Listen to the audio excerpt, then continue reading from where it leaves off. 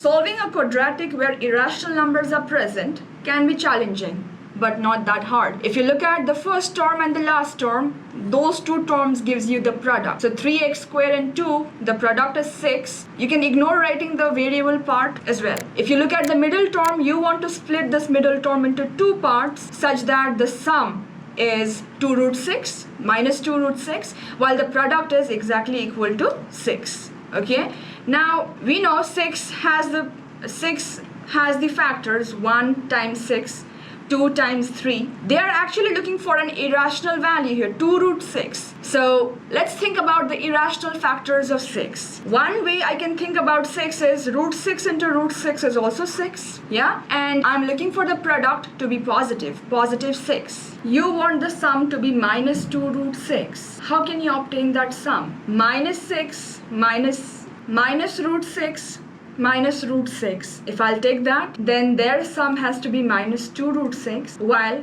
the product, if I'll multiply them together, their product is positive 6. So it has been possible that 3x squared, I'll write it as it is. Instead of the middle term, I'm writing the two terms, minus root 6x minus root 6x. The last term and the first term, you write it as it is. If you look at the first term and the second term, you want to factorize 3x squared and root 6x. Now think about what could be the common factor for 3 and root 6. If you think, both 3 and root 6 will be commonly divisible by a root number because root 6 is present. So I want to think of a root number that could divide both of them. So I think, or I know that root 3 can be a common factor for both 3 and root 6. So root 3x will be the common part. Root 3 times root 3 is 3. Okay, so root 3x into root 3x gives me the first term 3x squared. Root 3x into how much is root 6x? So root 3 into how much is root 6? The answer is root 3 into root 2 is root 6. So minus root 2. Okay,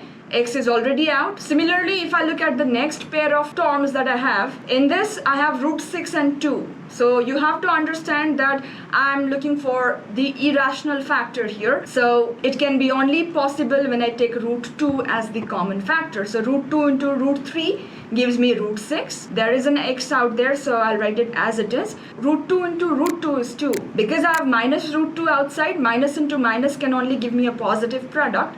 So minus root 2 times root 2 or minus root 2 times minus root 2 is 2. Now if you compare the two expressions that you got, both of them have the common part in the bracket. The bracket part is common to both expressions, root 3x minus root 2, and the other one is again root 3x minus root 2. If you'll see that both the brackets are the same, root 3x minus root 2, root 3x minus root 2.